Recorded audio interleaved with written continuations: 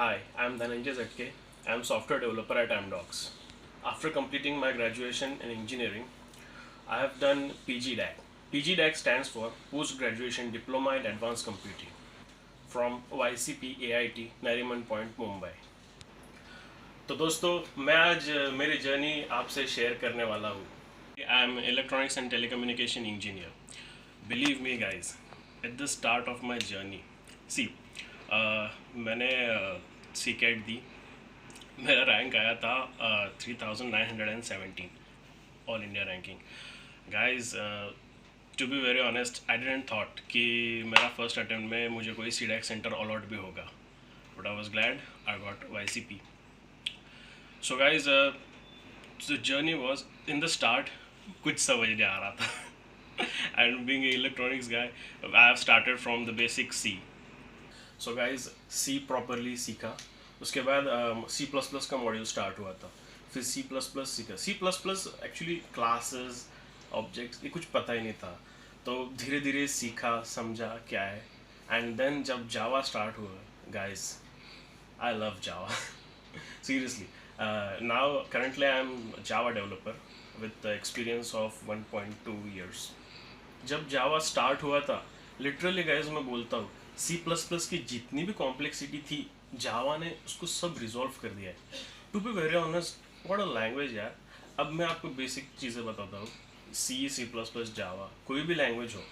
सी, अगर आपको बोलना है कि मुझे पानी चाहिए, प्यास लगी है, ये हो गया, आपने हिंदी में बोला. इंग्लिश में आप क्या बोलोगे? I am thirsty, I need some water. Marathi में क्या बोलोगे? मला तहान लागली, मला पाणी पाहिजे. Same is in C++, Java. C में आप printf लिखोगे, C++ में सी आउट लिखोगे, जावा में system dot out dot println लिखोगे. वैसे ही इनपुट के टाइप्स भी, जब डेटा रीड करना है तो वो टाइप्स अलग है. देखो गाइस, अगर आपके पास लॉजिक है तो लैंग्वेज डजेंट मैटर, आपको क्या कोड लिखना है. गाइज, एक्चुअली मेरी स्टार्ट का ऐसे मैं बताता हूँ. एक दिन नहाते नहाते मैं सोच रहा था कि गाइज, ये ओवरलोडिंग और ओवरराइडिंग में डिफरेंस क्या है. मतलब जस्ट स्टार्ट हुआ था सीडैक में लेक्चर्स वगैरह, और मैं समझ में ही नहीं आ रहा था कि ये है क्या ओवरलोडिंग ओवरराइडिंग. फिर एक दिन बैठा, समझा, और फिर वो चीज़ समझी. फिर उसके बाद धीरे धीरे सब चीज़ें समझने लगी कि स्टैटिक क्यों यूज़ करते हैं.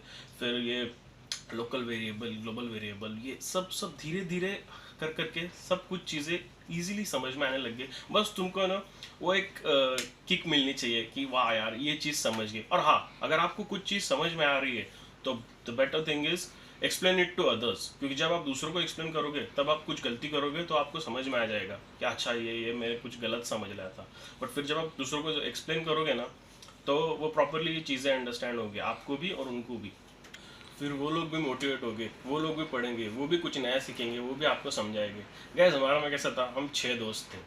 मैं, अमर, अक्षय, आशु, अजय, चिन्मय. तो हम क्या करते थे, टॉपिक डिस्ट्रीब्यूट कर लेते थे कि आज ये करेगा, ये करेगा, और हम सब मिलके इकट्ठा करके सब टॉपिक्स डिस्कस करते थे.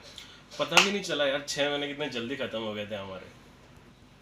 देखो गाइस, टेक्निकल नॉलेज तो चाहिए ही चाहिए, पर साथ में आपका एप्टी भी स्ट्रांग होना चाहिए. एंड बिजनेस कम्युनिकेशन के लेक्चर्स होते हैं, तो गाइस वो लेक्चर एक भी मिस मत करो, क्योंकि उसमें आपको gestures, postures, body language, morals, etiquettes, सब इतनी छोटी छोटी चीज़ें, बारीक बारीक चीज़ें ऐसे ही माइन्यूटली सिखाएंगे आपको. मैं तो बोलता हूँ, जैसे इसराइल में 2 साल मिलिट्री ट्रेनिंग कंपलसरी है, वैसे इंडिया में हर किसी को एक पर्सनालिटी डेवलपमेंट का कोर्स भी कर देना चाहिए यार, 6-8 महीने का. पता है, you get to know how to behave in professional life, how to talk, how to walk. these are all small small things, but it creates a great impact. देखो गाइज, आपका नॉलेज कुछ कुछ क्रिटिकल सिचुएशंस में आपका knowledge काम ना आए, but आपका the way you behave at certain critical moments, वो काम में आ जाता है. देखो गाइज, मैं जब ज्वाइन हुआ था एमडॉक्स में, तो बिलीव मी, लिटरली स्टार्ट के 6 to 8 months I was struggling. Because देखो, Pune, first time in Pune. Engineering तो मेरा जलगांव में ही हुआ था, तो I was first time in Pune. And नया प्लेस, पहली बार अकेला रह रहा हूँ, पहले बार रूम पे रह रहा हूँ. हाँ, सीडैक करने अभी I use to stay at my uncle's place, but this time I was all alone. तो रूम पे रहना, लोगों के साथ इंटरेक्ट करना, ये सब मेरे लिए नया एक्सपीरियंस था सब. तो गाइज ये सब चीज़ों में क्या होता था, काम के स्ट्रेस की वजह से मैं थोड़ा सा डिप्रेस वगैरह हो गया था. बट द थिंग इज़, मेरे टीम लीड ने मुझे देखा. ही सेड लाइक, धनंजय तुम्हारा सब परफॉर्मेंस अच्छा है अब तक, बट जॉब में I don't see your good progress और समथिंग.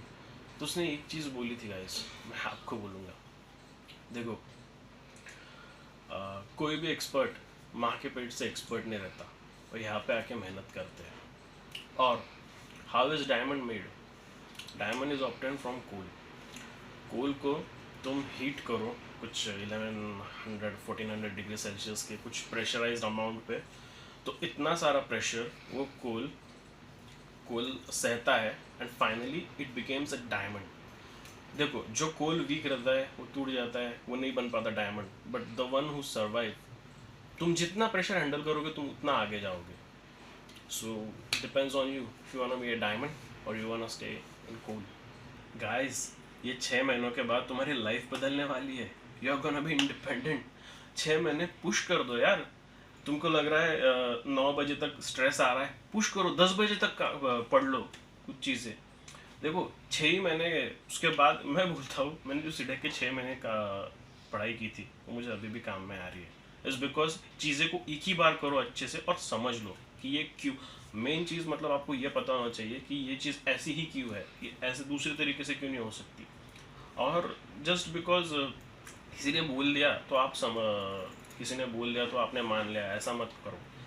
आपके पास भी गूगल है, गूगल करते जाओ हर चीज़. मैं तो हर छोटी चीज़ गूगल कर लेता हूँ. एट लास्ट गाइज, एक ही बात बोलूँगा, हार्ड वर्क करो, because hard work pays. And remember one thing, hard work can beat talent when talent doesn't work hard. And lastly, I want to thank all the YCK staff, especially Bharti ma'am, Pradna ma'am, Survi ma'am, and my parents who have supported me throughout my journey. Without them, this success wouldn't have been possible. Love you, Dad. Bye.